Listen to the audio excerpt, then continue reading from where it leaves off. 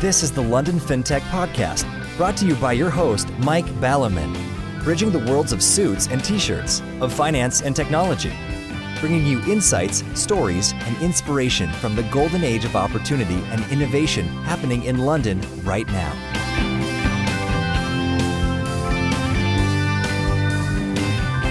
Hi, this is Mike Ballerman, and this is London Fintech Podcast, episode 82, brought to you in association with Archover, Smart Pension and Synchron.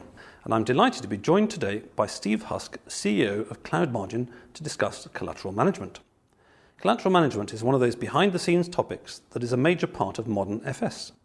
CloudMargin delivers SaaS/cloud solutions for banks and investors to help them manage this process. As it's one of those vital but somewhat siloed topics, I doubt anybody in corporate finance, for example, knows much about it, let alone non-FS folks, I shall find some fine words as an overview. As I'm fresh out of cornflake packets, my usual source of information, I'll quote from the second best source, Wikipedia. Collateral has been used for hundreds of years to provide security against the possibility of payment default by the opposing party in a trade. Collateral management began, I think it means here in its modern form, in the 1980s. Collateralization of derivative exposures became widespread in the early 90s. Standardization began in 1994 via the first ISDA documentation. In the modern banking industry, collateral is mostly used in over-the-counter, i.e. OTC, trades. However, collateral management has evolved rapidly in the last 15 to 20 years, with increasing use of new technologies, competitive pressures in the institutional finance industry, and heightened counterparty risk from the widespread use of derivatives, securitization of asset pools, and leverage. As a result, collateral management is now a very complex process with interrelated functions involving multiple parties. Since 2014, large pension funds and sovereign wealth funds, which typically hold high levels of high-quality securities, have been looking into opportunities such as collateral transformation to earn fees. Wow, lots of information to unpack there. Talking of words, in a changing world, their meaning changes too. Fintech as a whole I now see as being what digital is doing to the whole of FS. So sure, we have incumbents and sure, we have newbies. We have Fintechs, new FS firms, say Zopa, and we have new tech Fintechs, in effect IT providers such as CloudMargin. However, as far as the second wave of the Fintech revolution is concerned, surely what is becoming a more interesting model is that all of the above are available Lego blocks for you building your new startup that's going to take on the world. If, as it were, you can dock into the likes of HSBC and Zopa and CloudMargin et al., presumably you can achieve far more in the second wave of fintech than the first wave did. As all these new firms grow, there's a phase change from startup to scale-up. When I first met CloudMargin back in 2013, brackets, folks don't believe me enough when I say it takes a long time to get on this show, brackets, there were 3 founders and about half a dozen staff. Now, 2 of the founders have moved on, and there are about 50 staff, and we're in the extremely trendy Bermondsey High Street area. So quite a tale of growth there too. CloudMargin managing over $2.5 trillion on behalf of their clients. Plenty to talk about, so let's get on with the show. Hi Steve, thanks for joining me today. Afternoon. So, in terms of talking about something, you were saying that you like history. And I guess one of the good things about history is that there's quite a lot of it. You ain't going to run out of it. It's not like, I've read all the books on that topic, I need to find a new hobby. Yeah, I do enjoy reading about history. Not because I think it helps particularly in a work situation, but it's certainly something that I find interesting and something to just chill with at the end of a day and not think about computers and how they work, or how to sell them, or the software that runs on them. It couldn't be further removed. Most of history didn't have computers, you see, so it's probably sort of very soothing in that manner. History is my least favourite subject at school. I really disliked it, actually. Yeah, but that's probably because they taught you about dates. Well, I know. I remember being 7. Here's all these kings and queens I couldn't give a shit about, and here's when they're born and died, which I couldn't give less of a shit about. But funny enough, it is one of those topics where much later, when it isn't being taught and you haven't got to memorise a bunch of stuff, there are a lot of interesting stories and interesting things that happened. It's about people and people's relationships, and we were talking the other day because there's a lot of history around here in Bermondsey, especially as it relates to Henry VIII and Thomas Cromwell. And how does that happen? The guy was doing a fantastic job for Henry VIII, and all of a sudden they fall out and he loses his head. Yeah, that's unlucky, isn't it, really? Well, funny enough, it's quite a synchronicity, because last night I was in a pub in Bow Beach, just on the west side of Kent, which was Henry VIII's former hunting lodge. He had a lot of those. Yeah, it was a very nice hunting lodge, actually, better than my hunting lodge. But I think the one thing, actually, that history, even my school history, does come back to me time and time again, is that back in the day we did the origins of the Second World War as the sort of main theme. And although I wasn't really interested at the time, other than just memorising it and regurgitating it for the exam, I think the one thing that was at the back of my mind was kind of how did everybody let this happen, really? You know, it sort of, the water seeped up more and more and more until everyone was sort of drowning, as it were, in Germany. And obviously I became very good at writing essays about, it happened because of this and because of that, and the First World War and reparations and France and yada, yada, yada. But that kind of thing has come back to me a lot in the last couple of years in terms of the increasing, what I see, totalitarianism that we see today in terms of nanny state, looking at everything and looking at all your emails and all that kind of stuff. And I can see that the general process, and you can tell me more because you know more histories as a whole, the general process is that things happen bit by bit, like a ratchet, and everyone goes, oh, well, I can't do anything about that, and just moves on with life. But before you know it, the ratchet has gone so far, it can't be unwound. That's always the way, isn't it? I mean, it creeps up on you and takes you by surprise. And I'm not that conversant with the start of the Second World War. That's not a period that I particularly... It was the Germans. It was yeah, I remember the Germans. Apologies to all my German listeners. Yeah, but it just creeps up on you. And I mean, there are very similarities between what I guess was happening and today's modern political environment, where you have a lot of global bodies unelected bodies, who are trying to control what we do and how we do it. I'm not sure that that's the right way forward. Yes, I think one of the things about history is that the process of change is never clear. So you have these small micro changes, and then every now and then you have some sort of huge catastrophe or sort of, well, it's quantum change is the wrong word because it's a small phrase. I mean, just nearer to FS, I was at a very good event by the New City Agenda, the cross-parliamentary group, earlier this week in Parliament.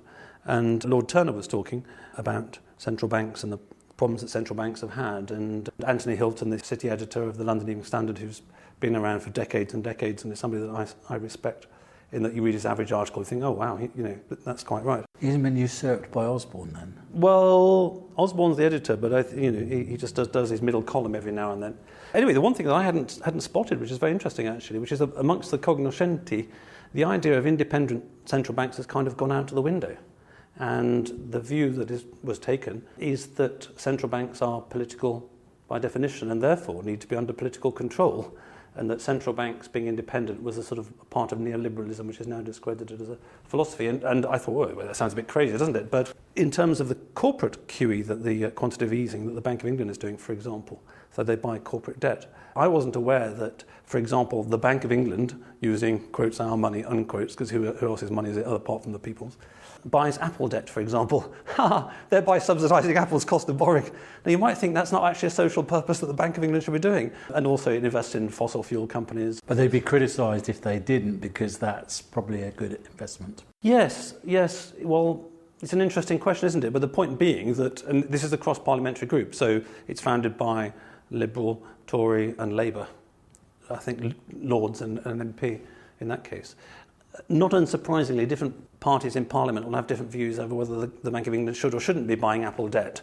And in particular, given where we've gone at the moment, which is whatever German bond yields are 0.2%, the point was put, which is that central banks are absolutely stuck. Because what would happen if there's a crisis tomorrow? What you can do, cut interest rates from 0.2% to zero. So, in a sense, it's run out of ammunition. Anyway, the point being, not so much to say this is right or this is wrong, but it's more just the historical process of change. Things go in one direction, and we'll take as an orthodoxy that we need independent central banks because politicians can't be trusted with the money and they will da-di-da-di-da-di. And that kind of works for a while, but then there's no real solution to anything in life. We're all going to die, and all systems that you've read about in the past will have fallen down. Yeah, well, okay. Well, look at the bright side then. We're going to live forever. Is that any better? No, not that we're going to. We might enjoy the bit while we're here. Right. So anyway, that concludes the philosophy podcast and touching on history podcast. Let's get a bit back more towards the financial services sector, which goes on forever. We come and go, or you may stay forever, but I'm probably going to come and go. And FS has continued for a long, long time. So what brings you here today in terms of you weren't always at CloudMargin? In terms of the historical process, you see how I connected that so subtly?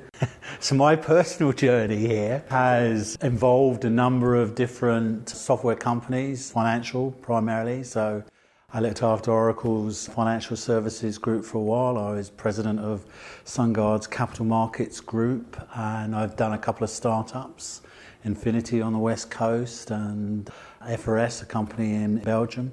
And being introduced to CloudMargin some 2 years or so ago now, I thought it was a good opportunity. It was on the cusp of growing into something which I think is very exciting. Absolutely, and as I say, I liked the idea originally, and 3 years ago in 2014 there were many Fintech startups, of course, and it was always interesting seeing which ones of them grew. And in terms of the process, quite often the ones that have grown have gone through this phase change. I mean, it takes, for the sake of argument, something to go from nothing to one, as Peter Thiel would say, and then there's 1 to 10, and then there's 10 to 100. And so as somebody with a professional kind of IT, FSE, techie background, coming into something that started as a startup, how do you see this phase change process that organisations need to go through to go from literally having no assets under management or no assets that they serve to 2.5 trillion, which is quite a lot? I think the analogy that's often used is that growing companies like this is often a relay. It's not a single sprint or even a marathon, but there are people who have skills at the beginning, and then as things scale up, and then probably as they're more well developed. I've done a little bit of the second and third areas of those raw startups from day one with no other employees. I've only done a little bit of that. That's because you're fairly sane, presumably, because you have to be quite insane to go into an office on your own and create something out of nothing. Yeah, I imagine you do. But I think it is about, when I looked at CloudMargin, I mean, what are you looking at? You've got to have there's got to be some fundamentals there. So CloudMargin had a good product, and I think what was very attractive was that in terms of the collateral space, which you introduced earlier on, collateral as a vertical is coming out of the post-trade space and very much into the middle office. It's much more about risk management, liquidity today. And it was looking for a different type of solution, and I think that's what CloudMargin could offer, particularly as it's based in the cloud, because being a bilateral communication of information about collateral, it's suited very well to being in the cloud and people exchanging information by that medium. Yes, we'll come back to clouds in a minute, and before we move on to this fascinating world of collateral management. Just finishing off on this thing, so as a kind of professional, if I can call it a professional manager or someone that's done it many times and seen many organisations, is it in large part or in some part a question of bringing in more structure into something that's formless? As organisations grow, if you've got 5 people or 10 or 20 or 50, by definition there needs to be a more structured approach as opposed to everybody does the washing up and everybody answers the phone. To some extent it's a numbers game, but structure is really important. What I focused on when I joined CloudMargin was the original founders around the company had built the product, and that was a very sellable proposition. What wasn't taking place particularly well at that stage was how we get that message out to the marketplace and how we focus on elements within the marketplace. So you don't just want to spray information around. Spray and pray, yes. You want to be focused, and that's really what I've tried to do. We've built up teams in APJ, we've built up teams in the States and more here in Europe. We've developed a partner strategy. We work with partners and try and build around what they're doing as well so that there's a best-of-breed solution. So that's structure. Yes, absolutely. And also that's experience in terms of, or wisdom, if you like, in knowing what to do. You can't do everything at the same time. And one of the things that came to me a few years ago was that it suddenly occurred to me that in the city as a whole, there was a very, very poor understanding of the difference between marketing and sales. Now, I'm sure you can go on MBAs and all this and write essays till the cows come home, but having thought about it a bit, for me, the essence of marketing is you've got some product and you need to convert that into some message, which you share. A story. A message or a story. Going back to the history again, I think having a story, and I mean, whether you want to use the words print or publish, but get that story repeatable so that everybody who goes out of this office is on message, knows what we're saying. And the purpose, in my definition, I mean, it doesn't matter to be right or wrong, but at least it's structured. And the purpose of marketing is to arouse interest. Yeah. in people who potentially this might be good for. Yeah. And then the sales, as I understand it, is that they take people who have got some potential interest and hopefully convert the right ones into contracts, clients. Because you don't want to convert the wrong ones, because that ends up being a pain in the area. Good salespeople are those that can identify, there are plenty of opportunities, but can identify those opportunities that can close in a relatively short space of time. Yes, which is always a challenge in FS, because some banks like to close in about 3 or 4 years on propositions. And you need a balance. Life's about balance, isn't it? So it's good to have some of those in your back pocket, but it's also, you've got to keep the wolf from the door. And you're talking about startups to scale ups, etc. You need to see the revenue coming in. So there's a balance. We can't just burn cash from the investors. We've got to generate revenues and demonstrate. Lots of people do just burn cash from the investors, actually, but maybe we're a different kind of firm. Maybe that's why we're successful. That's an interesting one.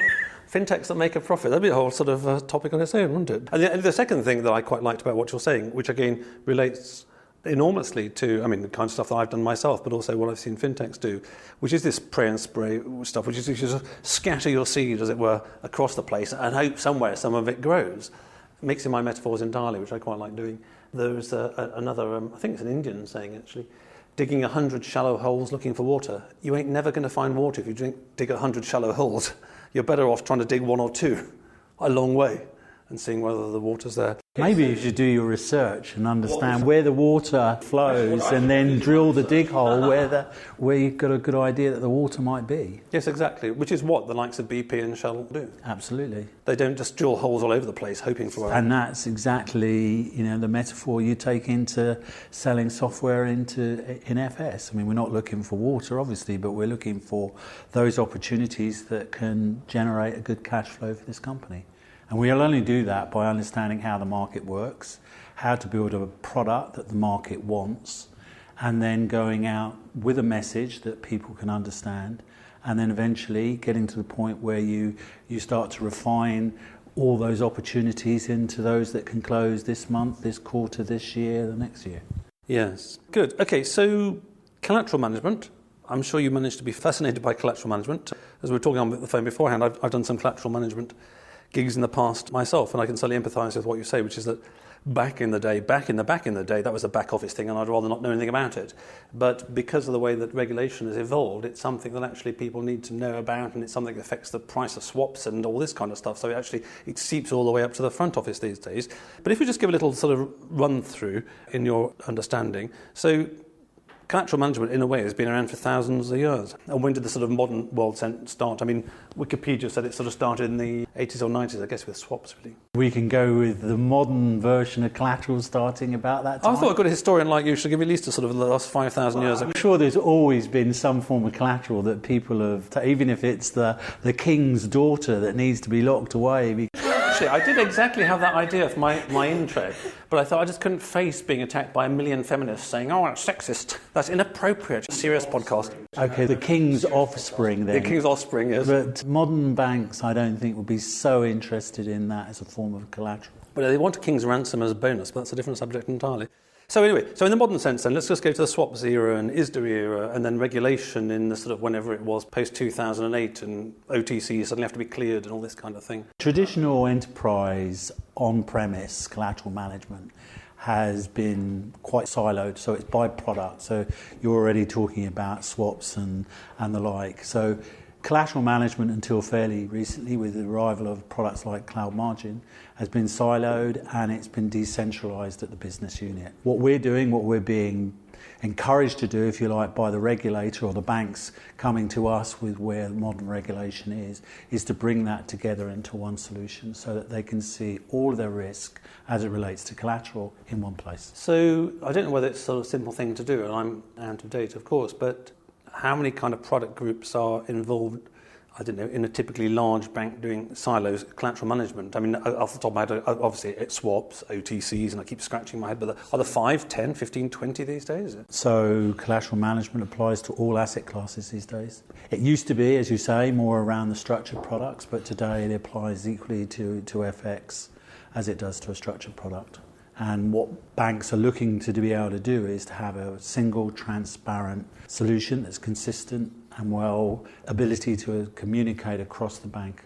And that's what we're doing. I mean, it's essentially what is at the heart of CloudMargin is a workflow product, which enables us to be able to identify that collateral that needs to be looked at and to make people aware of it and that they need to do something about it. Yes, and I think the last gig, and I've completely forgotten what it was now, something around all this Euro regulation came up to the HSBC one. It was still pretty much in the siloed mentality, and this is probably about 4 or 5 years ago, but it was clear then that, if we all knew what different departments were doing, maybe actually we could sort of save a lot of money because, in one of our doors we're shipping out this collateral and shipping in the other, and actually, do you know what, a different department might be doing the opposite thing at the same time, and there seemed to be the potential for huge economies of scale, as it were, if you could just draw a big circle around the bank and almost like internally swap collateral around between different departments and then only export and import the stuff. Yeah, there's an opportunity for enormous economies of scale. Banks are often in a situation where they don't actually, as a piece of collateral, deliver the cheapest but the easiest, and that's because they have too much information. So trying to get a handle on all of that information, get it into one place, optimize it, and we provide an optimizer as a part of our solution, means that they can get closer to delivering the cheapest collateral as opposed to the easiest to deliver. And regulation can be hard to sort of summarise in a sentence or two or paragraph or two, but what are the main regulatory drivers at the moment which are pushing banks to have to get on with stuff by certain dates? It's a combination of many different pieces of regulation, unfortunately. It's not just one. You mentioned earlier on the fact that regulation is more political. In a sense, what would make more sense for regulators globally is to have one set of regulation that they're following, doesn't matter whether it's in the States or in Europe or in the Far East, wherever it is, that they're all following one set of regulation. Fortunately, that's not the case. As you said, political drivers for these things, so people come up with different variations around that regulation. And that's effectively what we're trying to do as well. We're trying to help our clients see through all the different regulations and where it's possible to be able to comply with a single set of regulations that work across products, we do that. But where we need to make differentiation because different regulatory authorities do things in a different way, we have to be able to cater for that as well. Yes, so as FS is a social construct created largely by regulation, as the regulation gets today. Exactly, as it gets ever more complex, then the nature of the problems they're solving becomes ever more complex. And therefore, a good solution can be an absolute sort of life raft for banks, because, or at least it can be very necessary to keep the cost down, because you can employ 1 million monkeys to try and work it out, or you can buy a clever piece of software and have half a dozen people who know what they're doing. The big change as far as regulation is concerned and collateral came post-2008, as I guess it did for many pieces of regulation, but Lehman's had one large pool of collateral that they pointed their counterparties at and said, well, look how big a pool this is. That's certainly going to solve your problems. You don't need to worry too much about it. And of course, when the Big Bang happened and they were all trying to get their collateral out, it was very difficult because it wasn't as big a pool of collateral as they'd all thought initially. And what the regulator is trying to do is identify specific collateral against specific trade. And we now have the world of initial margin and variation margin, which is moving up and down according to market movements. And again, we didn't have that pre-2008. So the amount that regulation is affecting the risk management around this particular business is enormous. The way it's been introduced, it's obviously come in as a bit of a rush. It's made it very difficult for the banks to be able to cope. We were talking to one tier one bank fairly recently where they were saying the number of calls, margin calls being made on their collateral system over the last 6 months or so has increased by over 20 times. Now, very, very few systems are developed with the idea of being able to cope with that increase in volume. So it's been good news for CloudMargin in that we have a system that can escalate as demand grows, but it's been very difficult for the banks. Yes, indeed. I mean, funny enough you say that. When you were saying that, I was thinking that actually podcasts are structured like that. So podcasts being large audio file, for the sake of argument, 50 megabytes or something like that, people don't host them themselves, because if suddenly, the CloudMargin one is really going to sell, there are going to be millions of people listening to this one, so the bandwidth would spike enormously, which I couldn't cope with any server that I might hire, as it were. because otherwise I'd be running massive headroom. So you've got these specialist hosts with all podcasts, and these hosts basically will give you sort of unlimited bandwidth and that kind of stuff. But that's a kind of cloud solution in itself, because it ain't on somebody's computer, it's somewhere out there nebulously. Exactly. I mean, we deployed on Amazon Web Services. We could easily start off the day on a single server and end up on 100 servers globally. And that's exactly what you're saying. So they're a specialist vendor providing a platform that we can live on that can cope with those sorts of demands. Exactly, and you pay them and they say, okay, well, one of the things we'll sort for you is variable bandwidth. One day you have half a dozen transactions, next day 1,000, we'll sort it for a fee, for a small fee. And it goes up and down on a daily basis. And one of the things that I think banks have found attractive about cloud-based solutions like CloudMargin is that as their volume of trades goes up and down, so does our price, because we base our pricing around volume. Okay, so moving on to the solution then. So we've got this collateral management stuff that we've sort of touched on, the fact it's all changing, and the fact it's incredibly complex, like so much in modern banking. And in terms of solving, well, the rough thing in banking is people either use Excel or they buy a product from the likes of SunGard or Infinity or Murex or whatever, and then there are sort of the sexier SaaS software as a solution or cloudy people out there. There's a sort of newer branch of that. And in a way, as I say, going back to this sort of fintech, the likes of Zopa, new financial services providers, or the tech fintech, your kind of cousins in a way, Privitar, won a little while ago. I think you both share an investor. That I see less as a failure of FS and more as a sort of failure or more that you're disrupting the existing IT industry. They're leaving stuff on the table and new companies can come along and... Well, I don't think it's just about the technology. I mean, I think we are faster, faster, cheaper, better technology, yeah. We can talk about how we do that. I think what's more important in terms of that story that I want salespeople and marketing people here to understand and go out and repeat, it's more about a real change in the way technology can help people with their business. In this case, it's collateral management. But just as you've just said, around your podcast, and you couldn't host that on a server yourself, you go to a specialist provider to do it for you. That's what we're doing for this particular part of the marketplace. So it's not that we're just new or better, but it's actually providing a different type of solution that people didn't have before. And it's that which encourages them to take another look to see how it can reduce their costs, how it can be deployed far quicker than older on-premise solutions were, and the advantages that come with that. So again, another fintech term is that you're a disruptor. You're going in and you're changing things around. That for me is what the disruption is about. What the cloud provides is a solution, and it's all about networking. So what's at the heart of any collateral solution is that you and I are going to agree that here's a piece of collateral that's going to secure the trade. If one or other of us decide we don't like it anymore, we're going to walk away. And what we need to be doing on a regular basis, near-time basis, is looking at that and saying, okay, the market's gone up or down, and we need to revalue that. That's something that works extremely well in the cloud, as opposed to me walking into a financial institution and saying, I've got a great piece of technology that's much better than what you had before. Why don't you take mine and replace something you had before? Because we're not just replacing something you had before, we're actually providing something different. Yes, it's interesting you say that, because I was having sort of acid trip flashbacks a decade ago when I was doing a gig for Landsbanki, which I mentioned on the podcast before.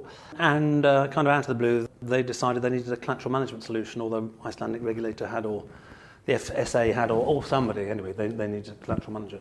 So I'll be kind to the vendor and not mention them, but their name began with M and ended in X and had an R in the middle. So they used a well-known software vendor. So they sold the Landsbanki this collateral management module, which was virtually just a blank sheet of paper. I mean, it really was something of a classic vaporware.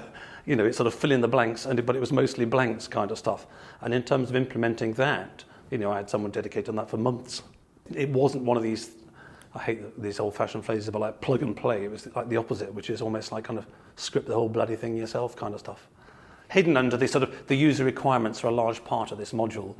Yeah, right. Since when? That's 10 years ago, so it's changed a lot. Now it's clearer because of all these bloody regulations, precisely what's supposed to be done. Well, that's the happy circumstance for companies like CloudMargin. We see big changes in regulation, And alongside that, there are changes taking place with the arrival of companies like Google and Amazon and Microsoft and their cloud solutions. We can take that new types of technology platforms and apply it to a new set of problems which the banks are having in terms of the volumes and the speed with which they need to be able to respond to an ever-increasing amount of regulation. I mean, the big one that's coming around the corner that's a real nightmare for many of the banks, and that also covers collateral, is MiFID II. Yeah. And I'm sure you were starting to cover that in some of your podcasts as well. I'm glad to say I don't actually, but I had to do something with MiFID II back in the day. So more regulation, how do you deal with it? Are the old systems capable of being amended, upgraded, whatever you want to call it, to be able to cope with that? In many circumstances, not. So along comes a cloud solution and provides a means by which you can escalate as and when required. And you're driving the price, as opposed to here's a piece of software that we want to charge you. You talked about the vaporware earlier on. I mean, the double-digit millions to buy a software license to install in-house, because that's the way it's always been done. And then it turns out that you need to spend quite a bit more on professional services to get it to work the way you want it to. What we do with our clients is, live in 5. We give you a username and a password. Try it. We don't have to give you any training. Is that 5 years, 5 months, 5 days, 5 5 hours, days. 5 minutes? 5 days. That's a nice slogan. Live in 5. Sounds like some Michael Jackson thing. Well, no, absolutely. And, we started with history, and I think it's very relevant. I mean, talking about how the roles of central banks may change. You get this continuous change over time, so it doesn't really matter whether it's Murex or SunGard or Infinity or anything like that. They've got this huge code base, and it changes over time. Like Windows does. One day you've got XP, and you've got NT, and you've got Windows 7 and Windows 8 and all that kind of stuff. But at a certain point in time, something comes along that actually is a better solution by being completely different. So, for example, Android on my phone. Oh, this is this. It's not stuck with all sort of the legacy thing. And the cost of that legacy is enormous. Oh, yes, it's very hard to change it. I mean, I'm not being rude about Microsoft. I would not want to be running Microsoft Windows and trying to accommodate something, because you've got this vast code base. I worked for SunGard for many years, and the biggest problem we had in SunGard was that operating systems, etc., databases would change underneath us, and we had an application which was a bit higher up the stack, and to be able to cope with all the variety of different banking solutions out there in terms of what they were running, how they were running it, etc., etc. To have a piece of software that is capable of being able to exist in all those different environments was a nigh on impossible task. And what the cloud gives you is the ability to distance yourself away from that. It really is, in many respects, I mean, people will see it not just in terms of collateral and financial services, but clearly the cloud and distributed computing like that is going to change many people's lives. Absolutely, and we could do a whole podcast on the cloud itself, and it's not the time and place for that, but just in passing, and you will have been asked this question a million times, and I'm sure you'll sort of groan when you hear it, but it's a bit like relying on electricity and water, and you would just rely on them and say much your life is surrounded by them, but sometimes there's a power cut and there ain't no electricity, and that's a bit of a difficulty. And I remember once I lived in Bath. My first job after being a student actually was in a software company in Bath, and it was so cold, and the design of this house meant that the pipes froze, so we had no water for a week. And until you live without water for a week, you don't realise how much you take water for granted. And just on the cloud, I saw something a little while ago, and funnily enough I spoke to various people, and it was not widely reported. I wonder if that's a conspiracy or not, but as you will have noticed, quite a lot of Amazon's cloud on the East Coast kind of went down for a few hours, which is a bit unlucky. So obviously the cloud is as good as everything else, but actually it's probably better than everything else, but nothing has 100.000 uptime. I would disagree with you there. I'd take a different tack. But just on the facts, because I just read it in passing, so I'm not quite sure the story, but there was something like Amazon did have a problem with its cloud. You're not 100% correct, but you're close enough, so let's run with it. But the beautiful thing about that was that because they're distributed globally, they lost part of their network, and the other parts of the network came up and replaced the missing link. And I think what you were referring to in terms of it was so cold because you didn't have any electricity and your pipes froze, etc., is that that's an old problem for which there is now a new solution. Not at British Airways that had a server problem recently, and its whole global booking system went down very painfully, as we know. But of course, that's allegedly a poor IT design or something, and that's why you use things like the cloud with redundancy and multiple doodahs. And so, like everything, think it has to be done well. And to blow our own trumpet for a moment, since CloudMargin's been up, we've had 100% uptime, except for the planned downtimes where we have to do... You should be touching the wood, not touching your book. I am touching the wood. I hope we don't have some downtime tomorrow. Okay, well, we've covered quite a wide area there, and it was very much my aim to give people a feel of this. People who are already in collateral management will know a million times more than we could possibly say in half an hour anyway. Those outside it will probably be best off taking away some of the general themes we've been talking about here, and I think there have been quite a lot of themes, and I do like this history point about continuous change, and then every now and then you need discontinuous change. Before we wrap up the show and ask you a bit more about CloudMargin, Steve, I'd like to thank all the listeners out there, and it's always nice to hear from you, as I have been hearing from several of you most weeks recently. And I'd also like to thank my brand partners for the podcast, Archover, secured peer-to-peer business lending, connecting businesses requiring finance with investors seeking a secure and favourable return of up to 9% per annum. Smart Pension, who are fast, secure and free. Check out their UK workplace pensions at autoenrolment.co.uk. Synchron, digital business consulting and technology services for top-tier FS, from start-up to 7,000 people, 18 countries and $400 million of revenue.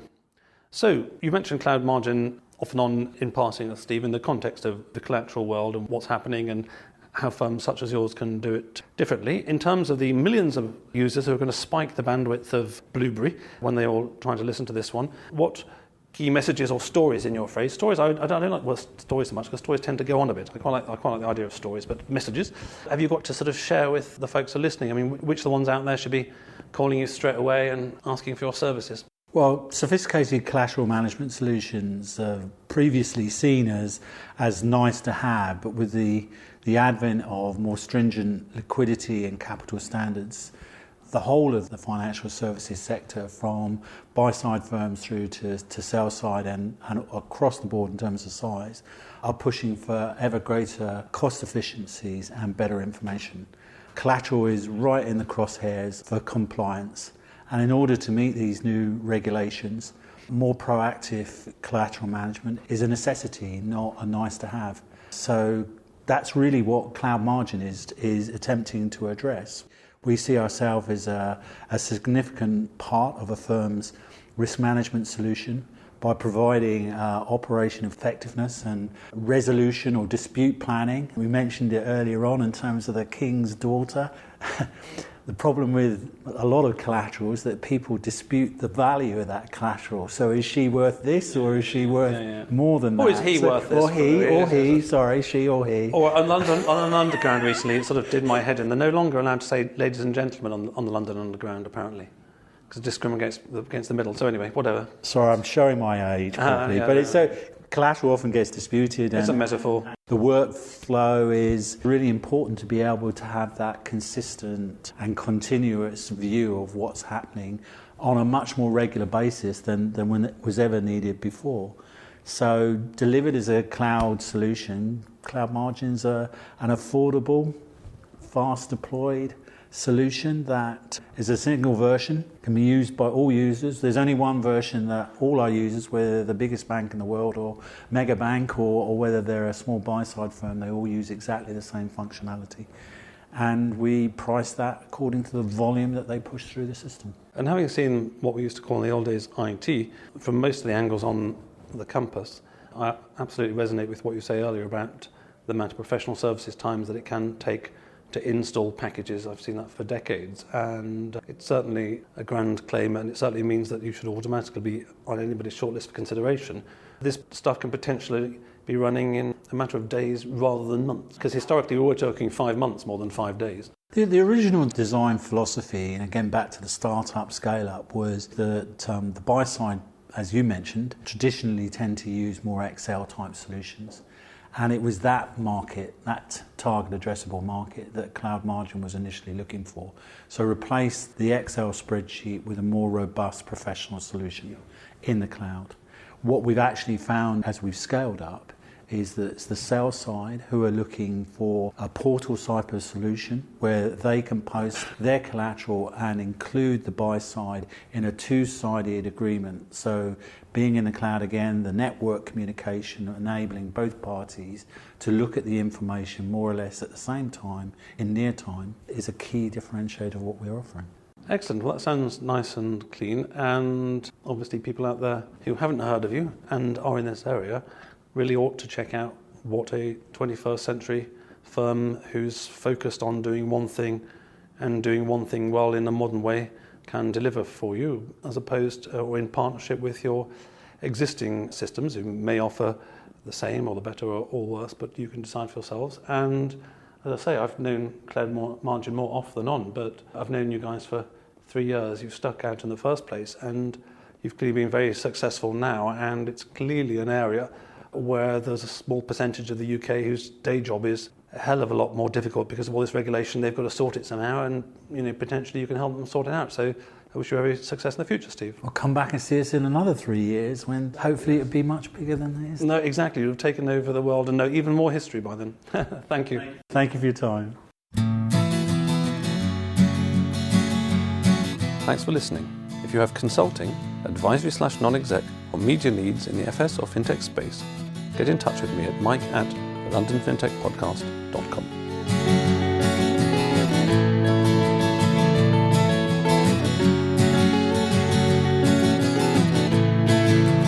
We could sit in a bender all day, watching the firelight dance, watching the firelight dance.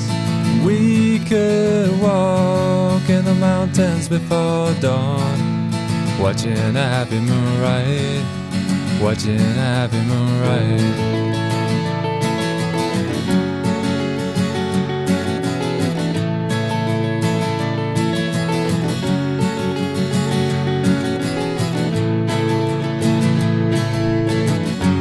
Come away from the city, with the tarmac so dead and the people so sad.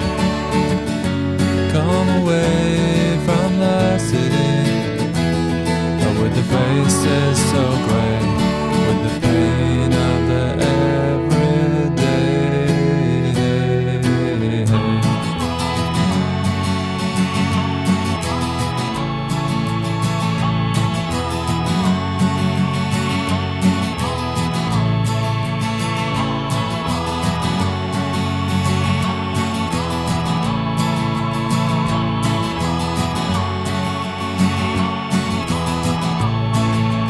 We are wild like the mountains and the trees. Can you see what I mean? Can you see what I mean? We fit in between the earth and the sky. Kiss the city goodbye, wave the city goodbye, wave the city goodbye. The city goodbye. Watch the firelight dance with me. Watch the firelight dance with me. Watch the firelight dance with me. Watch the firelight dance with me. Watch the firelight dance with me. Watch the firelight dance with me. Watch the firelight dance with me. Watch the firelight